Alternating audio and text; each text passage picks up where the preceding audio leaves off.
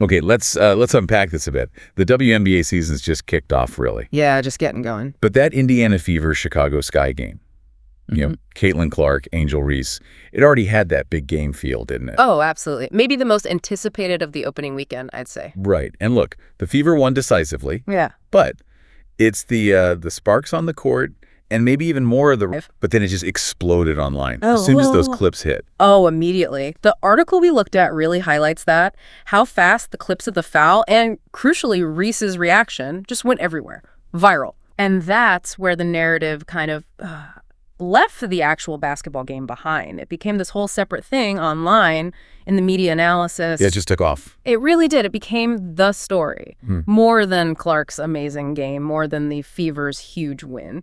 It's kind of wild when you think about it. A rookie has this historic game, team wins big, and the main takeaway is this foul. And the article mentions, this isn't happening in a vacuum. Clark and Reese, they have this history. They do, from college. LSU beating Iowa for the championship. That whole thing. Yeah, and even mentions last year's All-Star game. So every time they interact now, it's viewed through that lens. It just adds fuel to the fire, doesn't it? It absolutely does. Is it just rivalry?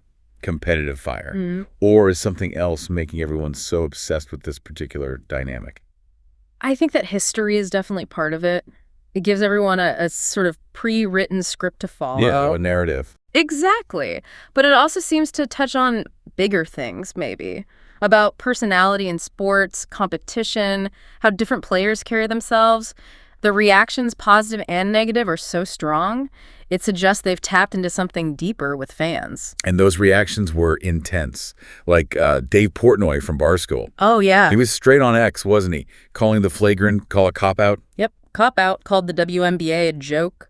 Said Reese should have gotten the tech, not Clark the flagrant. That's quite a take. Very strong. It is, and, it represents one side of the coin, people interpreting it maybe with their own biases. But then you had others. Robert Griffin III. RGIFU, yeah. What did he say? He also went on X, but took it further. Said he believes Reese actually hates Clark. Wow. Okay, so not just rivalry, but personal animosity. That's what he suggested, moving it beyond just basketball competition into something, very personal. And there was another one mentioned, John Root.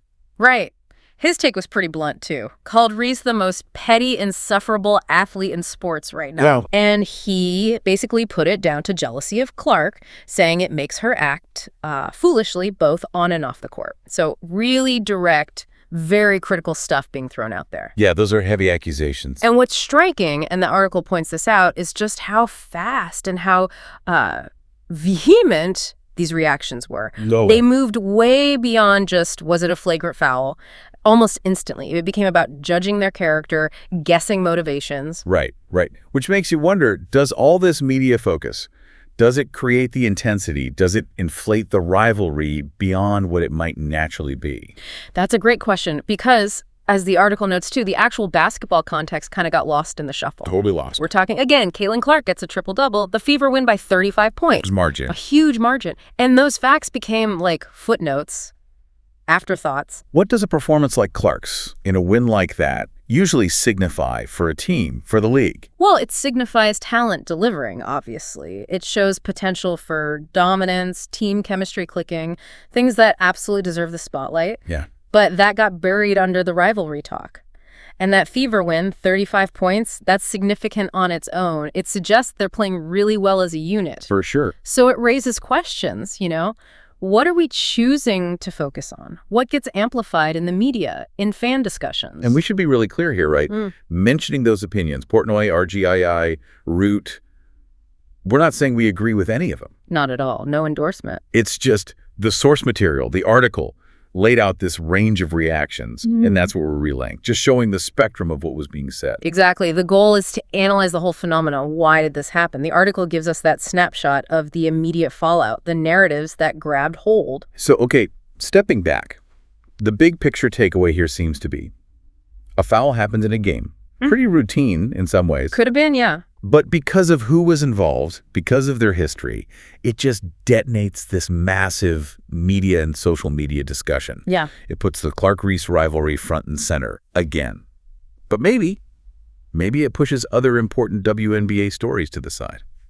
I think that's a really critical point. This whole episode just highlights how powerful these individual rivalries can be in like shaping the entire story around a league or a sport.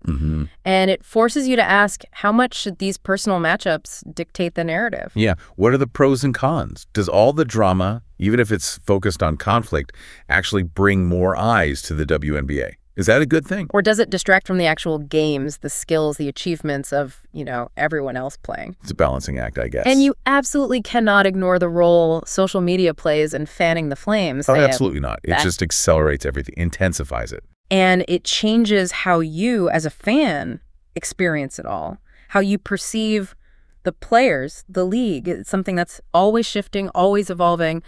Definitely worth thinking about as you watch the season unfold. For sure. And look, with Clark and Reese being who they are, hugely talented, captivating figures you just know. Yeah. Every time they play each other now, it's going to be an event. It's going to be talked about. This rivalry, it feels like it's going to be a major storyline for a while. It really does. Which brings up that final question, maybe, for you listening. How much should these kinds of individual rivalries drive the conversation around a sport? What are the upsides and what are the downsides of focusing so intensely on them? Think about how that dynamic, especially with social media pouring gasoline on the fire, affects how you see things, how you understand the game. Definitely something to chew on. And yeah, you're right. Clark, Reese, their interactions are probably going to keep making headlines all season long.